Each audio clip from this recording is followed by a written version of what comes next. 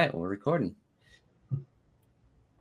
All right, Anton W. Blake, how you doing, man? I'm doing great. How about you, Chris?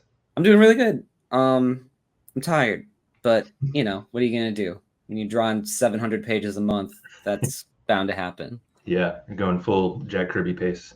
Yeah, pretty much, except for if Jack Kirby inked himself too, and colored in some cases.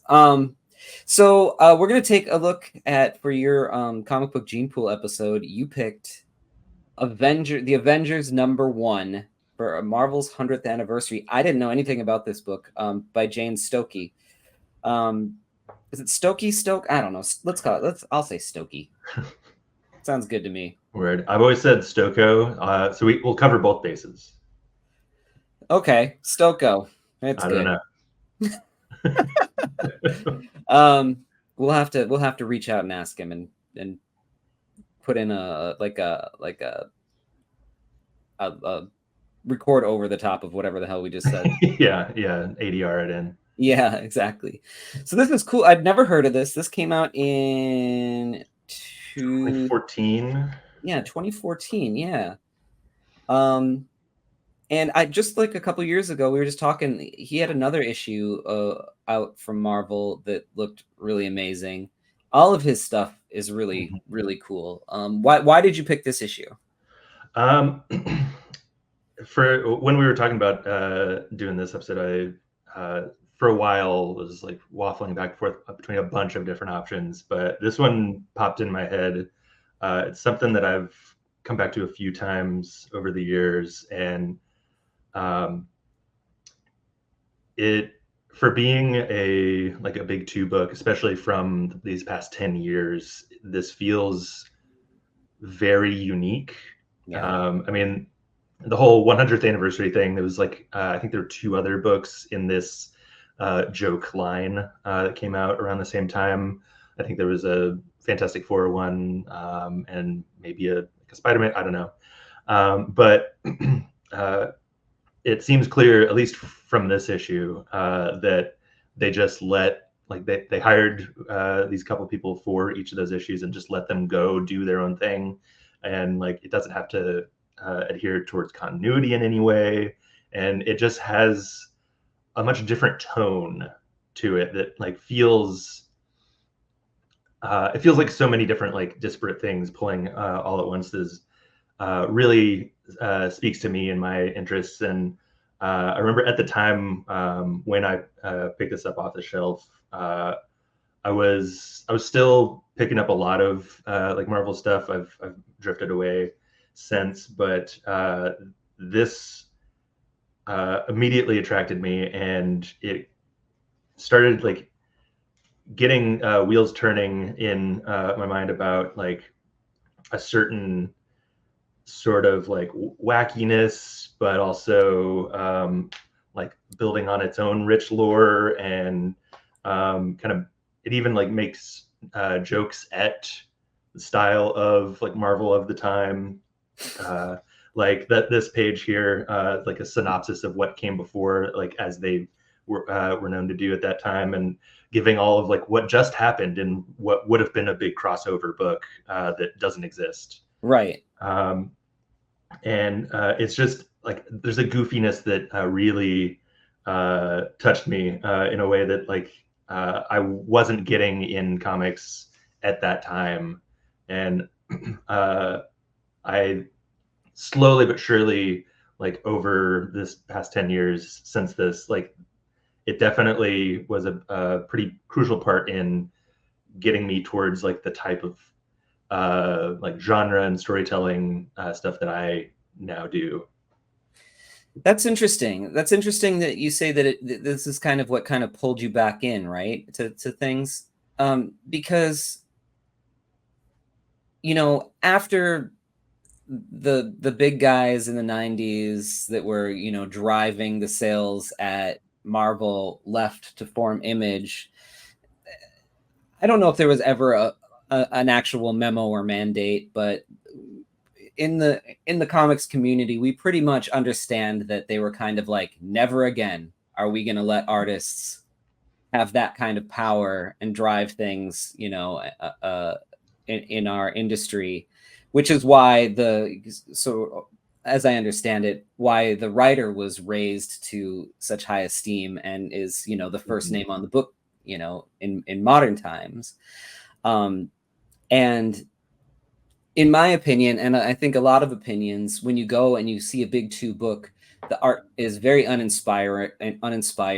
Mostly, it's trying to be grounded and feel like it could have been part of the cinematic universe, which is Mhm. now making them all their money. Um, and it's kind of just like it's kind of been snipped. It's not exciting anymore. And then Mhm. every once in a while, something like this with Yeah. really exciting creators will come in. This book I can think of just in recent years that Marvel allowing, well, I know that the Silver Surfer Black with Trad Mhm. Moore, got in there, and I know that Donny Cates told me that he really, really had to fight to get him to be on that book. They did not want him to be on that book, probably for that Mhm. exact reason. And then when it was so successful, they let him write and draw his own uh, Doctor Strange book. Right. And then you can think of like Daniel Warren Johnson did that Beta Ray Bill one. Those are the books that those are pretty much literally the only big two books that I've picked up because I saw them on the shelf and went, "Wow, this looks exciting. The art in here is amazing," and went with it. You know? Yeah, similarly, I like art is pretty like massively important for me in whether or not I'm going to just pick something up. And and similar like to you, like I'm just not attracted to the stuff that kind of adheres to a house style Yeah. that like either big two have. So when you do get those rare gems like this, you just like hold on as tight as you can. And like I've obviously with this, it's intended as a one-off. It's a gag, but I would totally read 100 issues of this. Yeah.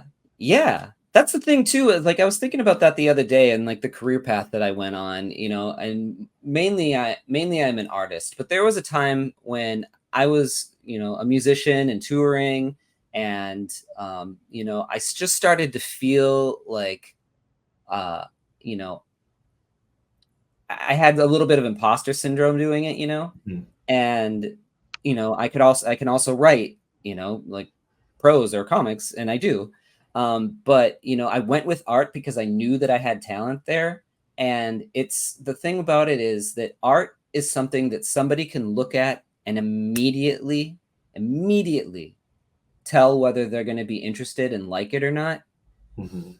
Music, it's similar, but it takes a little bit. It's going to take a couple bars. You might be like, or a couple times even listening to something before you Yeah, like it, certainly. right? And then writing, forget about it. Somebody has to actually sit down and read it. And Hmm. how often are people doing that these days in this technological era? Yeah. And so for me, like art really does drive whether or not I'm going to buy a book. And Mhm. James's work is just incredible, and I just love how, like you said, this is like a fake intro. It's like, what does it say? Consolidating after the brutal Seventh Gender War, the Badoon Empire finds itself stronger than ever, rapidly expanding outward along the galactic spiral. Their armada finally finds itself at Earth's doorstep. The Avengers, Earth's mightiest heroes, heed the call to action and fight off wave after wave of the seemingly endless Badoon. Finally, with the sudden intervention of Dr. Franklin Richards, Herald of Galactus, the Badoon are thrown back into the depths of space to lick their wounds. But the war has cost the Earth dearly. A great flood of biospores litter the globe, slowly poisoning its atmosphere. Perhaps most devastating was the great terror weapon launched in the opening stages of the invasion, transporting the entire American continent into the strange and unknowable negative zone.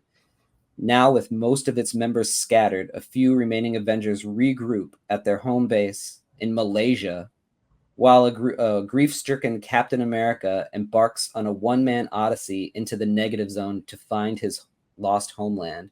What a great opening.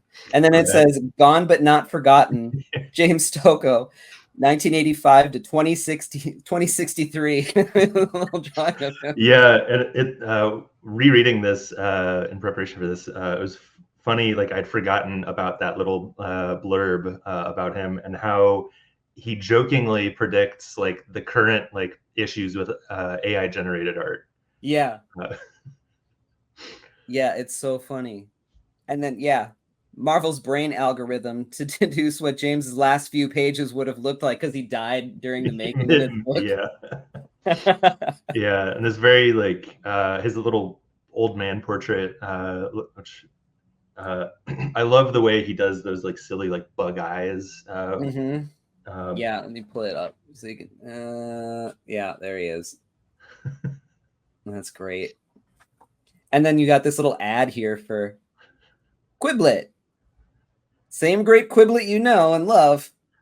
Now in fun Marvel shapes. It's just these little weird like guys with like a yeah, Marvel stamp like on their head. sentient toys. Yeah. Like that last one says, "Warning: Do not ingest Quiblet. It is a sentient being with hopes and ambitions." What the hell? It's Yeah, it's the pog of the future. right. Jesus.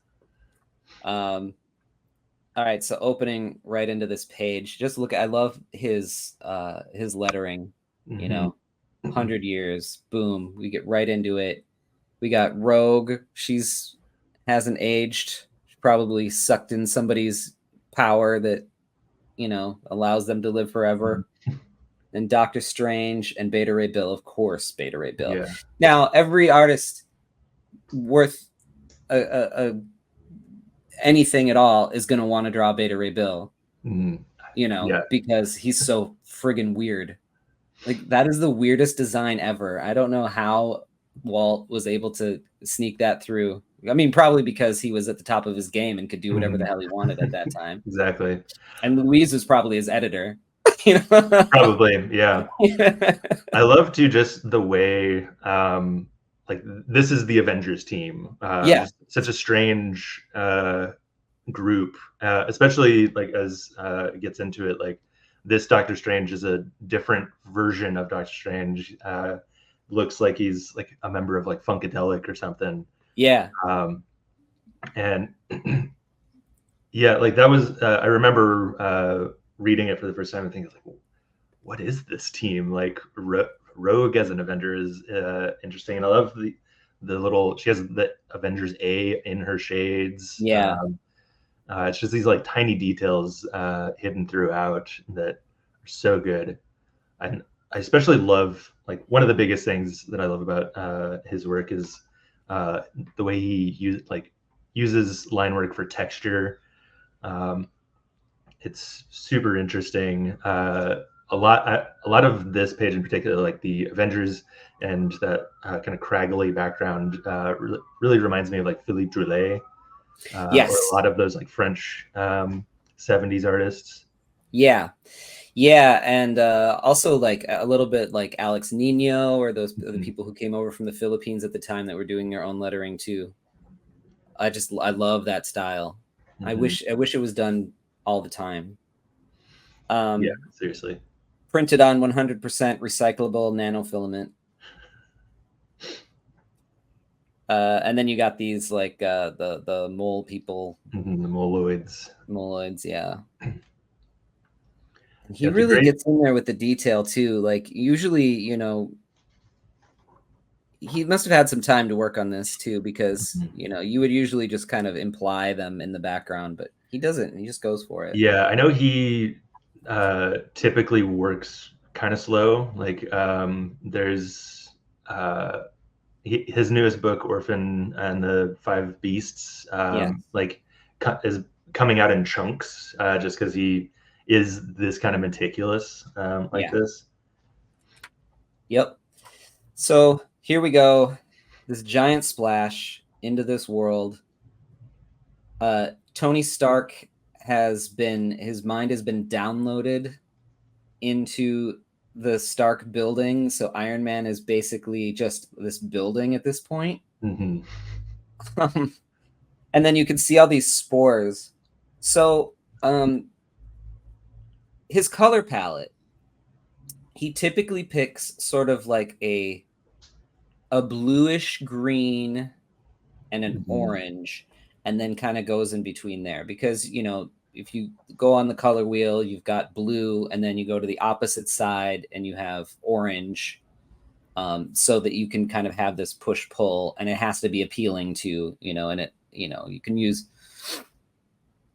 red, green, or Hmm. whatever, but he tends to pick like this blue, stay in sort of that area. He'll break it sometimes, but I love the color hold that he does on this like massive thing in the back to push it back.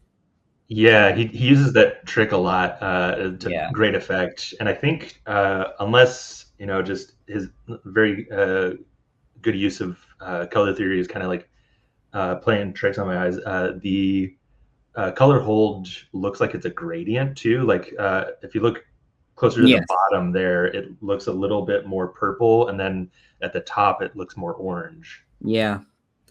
Yeah. So for anybody who doesn't know what a color hold is, it's when you have the line art, which is obviously black, and then when you go in and color it in Photoshop, you can lock the black in and then actually color just on the black line, and creates a sense of depth, or you can do a lot of things with it actually. Mhm. So I wanted to just pull up real quick a couple of his other stuff. You had mentioned Orphan and the Five Beasts, and again, he sort of uses that orange, bluish green, color palette, and limiting it like that. It's pleasing to the eye, but it also, takes a little bit less time. There's a lot of benefits to it. You know, Mhm. I noticed that when he did Godzilla: The Half Century War, he sort of pushed it even further into the red and the blue, or the Mhm. purple. It's a little darker, and then he'll always pop a green in there too to do his contrast of that. So, he kind of lives in that color palette. Yeah, it's very brilliant, and like it makes him stand out even more. Like already his like inking and rendering and everything is very notable, but that color palette like sets him further apart. Yeah, I would say like he's kind of lives somewhere between like Jeff Darrow with his detail, and like Otomo, or I don't know, some sort of mangaka. Like he's clearly playing on some manga Hmm. influences Yeah, in there's this a stuff. ton of manga. Like some of his early stuff, like Wonton Soup, is Mhm. especially before he gets this dense with his rendering, feels very very manga inspired. But yeah, I'm very interested to try to figure out exactly like what all of his major inspirations are for that reason. Like it seems like it's all over the place. Yeah, yeah, he really does not fool around with the details. Hmm. But I think because of that, that's why he limits his color palette. Because if you had a million colors all over the place, you wouldn't be able to tell what's going on whatsoever. And Hmm. and using the color holds to create that atmospheric perspective, or that depth, Hmm. uh, allows you to, there's a lot going on in this panel, but you're Yeah. focused on this guy because he has this like purplish, stuff around him with his blue, and then, Hmm. the orange, green stuff pushed in back that's got a color hold on it. Yeah. So it really brings it forward. Yeah, that color like um, gives such good like illustration of the layers between everything, especially including just the like clouds to break up that background throughout those panels. Like it, it feels like a good kind of almost like breath because you're surrounded by detail, and then Yes. just these blank clouds just like give a certain balance to it. Yeah. Every page, well, not every page, but a lot of pages need a place to rest the eye. Otherwise, it's just way too much information going in, and it all looks like nothing. And he uses clouds really well to that effect. I'm surprised that he doesn't every once in a while do just an open panel with no backgrounds, but he just wants to go for it. Yeah. So, I mean, I can't blame him for that. There's a few artists who in their toolbox of rules, they say, always backgrounds every time. I mean, I get it. Yeah, I mean, if I was rendering at that level, I would want to do it as often as possible too. Yeah. Yeah, sometimes you need a break, but I guess if you got time. Mhm. So this is we've got what we've got. What have we got here? Let's get back to the story here. So they're kind of, want to stop these spores sort of from Mhm. continuing to grow and choke out the earth. Yeah, and they're like waxing poetic about like the nature of basically these sorts of big crossover events that nearly destroy the world every couple of years, Right. and how one of them kind of like makes a point of like, yeah, we might be kind of the one constant in this like ever changing world, um, and like in one of those earlier pages when they're talking about that, like Doctor Strange mentions that like the reason Rogue is still around and young is that she absorbed Logan's like longevity Oh, essentially, I missed and that. then I think it's on the previous uh, page there. Yeah, and there's just a little like editor caption box Oh, mentions yeah. see X-Men Wedding Special issue number 47. Yeah. The 47th wedding special, right? Right. Oh my god. And I love too the weird like pyramid Quinjet uh, Yeah. that only 4 riders can be on there at any one Yep. time.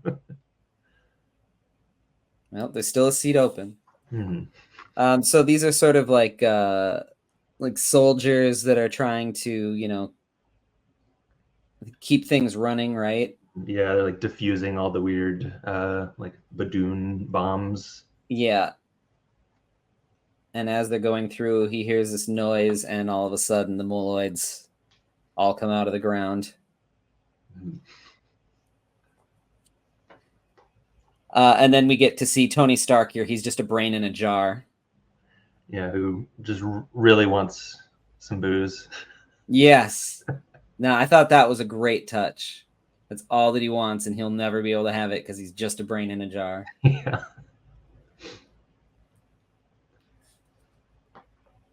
Yeah, and Um, even the like the way he uses the like onomatopoeia for the siren going off in that third panel, the Wii U, yeah. something about like using it that way just feels extra silly Mm-hmm. for this. Like that sounds like a kid trying to emulate a siren. Yeah, exactly. Yeah, he's just having fun with it, and it comes across on the page. Oh, That's what's very much so great about it. so. And then Mole Man the Third comes out of the ground. Yeah, with I love this weird like turtle thing Yeah, that he's crunching on a writing little on. bone. Yeah. Yeah, it feels very reminiscent of like a lot of the weird creatures that he would do in Orkstain, Yeah, um, which was one of, I think it was the first thing I ever saw from him. Um, yeah, his creature design is impeccable. We have another one of those fake like editor notes of reference of like Subterranea was lost to us years ago. How did you survive the Gamma floods? And it's See Under Hulk Adventures. see, I want to read that. Right? It seems so silly and great. Like Hulk is forced underground and has to live there, Mm-hmm. close to the Earth's core, with all those giant Kirby monsters. Yeah, How great of a book would that be? it'd be perfect. He doesn't need a planet. He can just take over Mole Man's operation, you There know? you go. Something that I noticed in this first panel, he does this every so often, but like on top of the color holds for the background, like how he will occasionally make sure to leave sort of a highlight around the characters to differentiate them even more from the background. Like it's very subtle in this, but you can see it with like Doctor Strange and Beta Ray Bill in particular. Like he doesn't like the line work for the background doesn't intersect with the line work for Oh, the I see what you're characters, saying. and Right. Yeah. similar to the shading, like the darker orange there, he keeps a little bit Hmm. of a color border, if you will, around them. Yeah. Yeah. He ends the line of the background before it hits the actual character. I do that an awful lot, actually, because, you know, Mhm. the background, it's supposed to be a little bit fuzzy anyway, you know, it's pushed to the background. That is, in my personal opinion, that is 100 billion times better than when people draw a line all the way around the character and just fill it with white. Mhm. That drives me up a tree.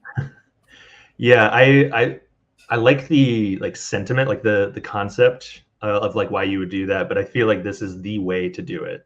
Like, It always just ends up looking like you took a sticker of them and put it on there. mhm. You know what I mean? Yeah, yeah, It's like a very 2000s thing to do.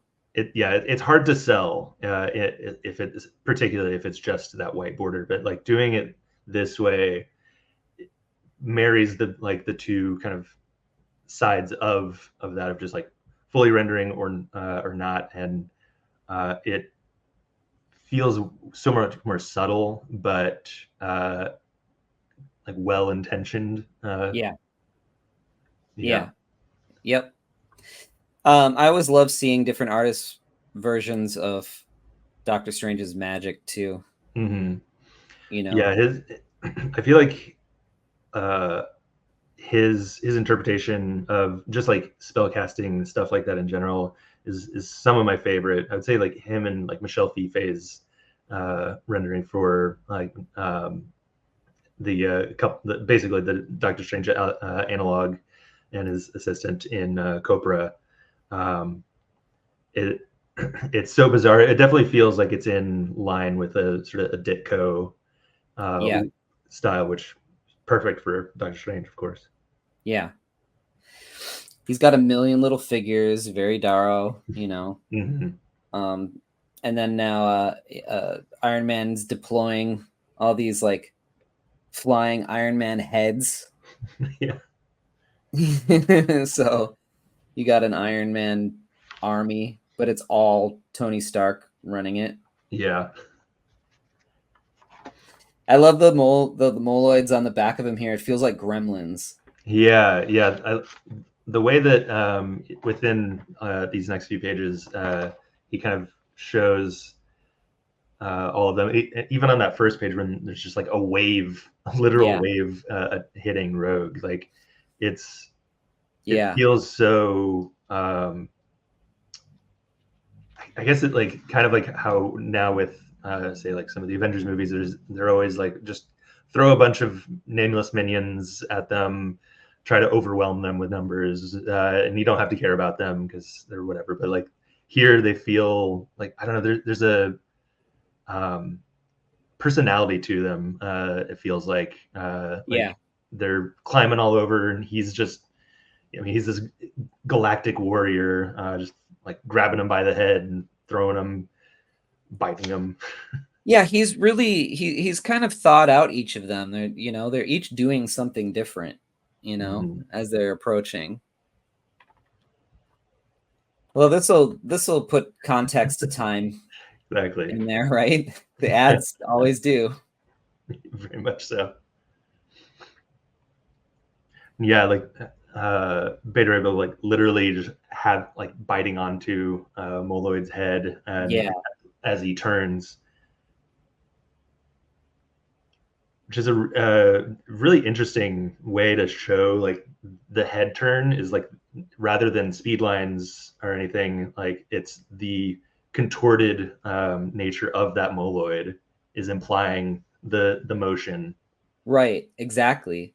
And if you're sort of, following the way that he's trying to lead your eye, the blast comes down here, and then the action lines come here, and you follow these guys, these panels, here he is down here, the blast comes up here, and then you would think that he would like turn Beta Ray Bill's action that way, but instead he went the other way and had the moloids hands closer to you, and because they're closer to you, they can break the panel.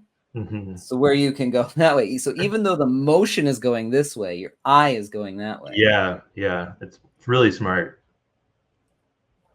They're well thought out. And then just these just epic, shots of all this chaos going on up here. Yeah, there's like heads and tentacles and crystals coming out of the building. Yeah.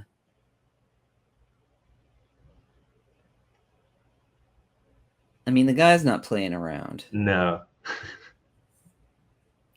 Yeah. See, that's the thing is I have to get a page done here, and this is making me realize that I'm going to be up all night because I have to match this energy. It's just in me now. Yeah, I love too that like he continues this little thread with Beta Ray Bill like chomping down on this moloid where like has to fly up to try to like stop this missile from hitting Doctor Strange so he can complete the spell, and so he doesn't have time to let it go. He just keeps going until he is able to hit it, and him yelling while he's hitting is what causes him to finally let go. Right. So you got the eye coming up here, right? And then the action continues here. The moloid's body comes down here, and then you got this with this swoosh, you have both Beta Ray Bill coming up, and because he put it over the top of the swoosh, you have the moloid falling down. That leads us to this. I mean, he's doing it all right. He's really thinking, Seriously. Oh yeah, look at the magic, the words coming out. That's something Fife would do also. Oh yeah, definitely. He'd use like a crayon though or something. Yeah, exactly.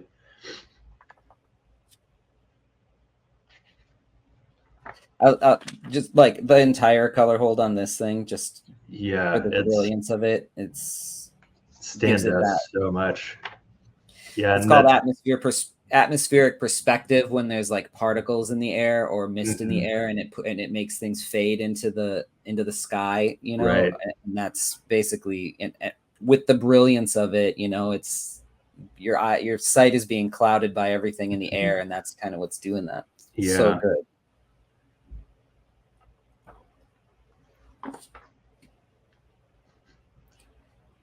Like a million of these little guys just floating in the sky. And then he's still got detail on all of these guys. Yeah, I have to wonder what he's like inking with. Is like probably like a fine line micron for those or something. Because it's so small. Yeah, it feels like probably like a 005 micron, or I mean that's what most people use now. They're not going to be using rapidographs or something like that, because you can get really tiny with rapidographs.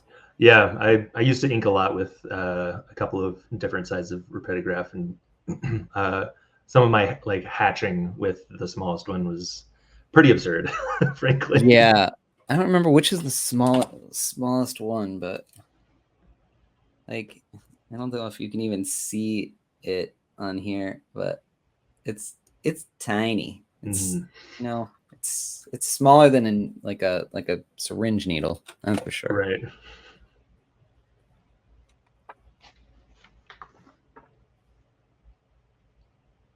Great water too. Yeah, I was just thinking about like I feel like I don't see that like style of rendering the like shadowy parts really anywhere, or very often at least. Not often. Not often. Yeah, I like seeing the different ways that people render their water. And the waves, the actual waves themselves feel like that whatever it's called, that Mhm. tsunami picture. Yeah, the Great Wave. Yeah, that's it.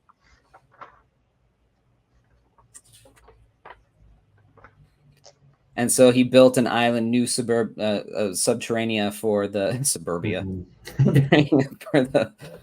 for for Mole Man and the Moleoids to live, Mhm. and now they're all buddies. All they had to do was ask. Right. Yeah.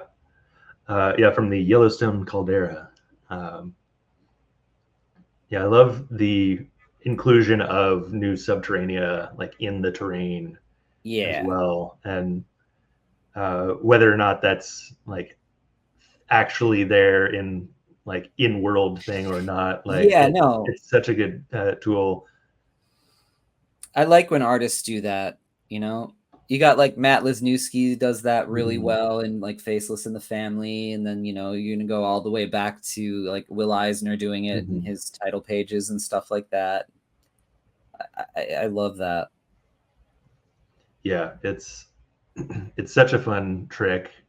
Something I definitely like after rereading this, and like I want to do some more of that. Yeah, his rocks feel very like Jean Gerard Mobius Yeah. kind of inking too. And then this final page here, we they saved the day. Let's go home, and then boom, we flash to uh, Captain America in the negative zone. Searching for home. Such a cool negative zone. Yeah, it's definitely the most interesting one I've seen, at least in like modern era. Uh, like there's like floating watermelons in there, Yep, uh, yep, weird mouths. yep. Yeah, and then the final send off of like next issue, the Silver Surfers throwing a dinner party, and guess who's invited? I would love to know I who's goes to the know. Silver Surfers dinner party. Oh man. Now I just want to read more of these. See, Marvel, come on, man. Yeah, if they Brilliant, wanted to brilliant pander stuff. to folks like us, then they would just get them to do this. Yeah, exactly. Well, man, I thanks for turning this one on to me. This somehow got past my radar, and I'm just so glad to take a look at that. And I'm inspired to get to it. So let's see here. Your new book, Zethia Space Witch, is now out now from Cosmic Lion Productions, right? Mhm. Yeah. Go to cosmiclionproductions.com, pick that up. Where else can people find you on the webs? I'm on Instagram at mighty_peculiar. I finally years later revamped my website, AntonWBlake.com. Those are the main spots you can find me aside from Cosmic Lion Productions. Awesome. All right, man. Well, thanks for coming by and thanks for sharing this. Yeah, thank you. All right. Join my Patreon to see my work before anyone else. Plus, score physical sketchbooks, mini comics, and commissions delivered right to your door. And reading my new books, Something Seems Off and Three-Headed Pigman, as they are made. Go to my website to order original art, commissions, and my books, Lost Angels, Spectral: A Showcase of Fear, Chaotic Neutral, and more. Gray Matter Drip, The Art of Chris Anderson is available now from Cosmic Lion Productions. Here are the upcoming conventions I'll be at the time of this recording. And don't forget to like, follow, and subscribe. It helps spread the word. Thanks.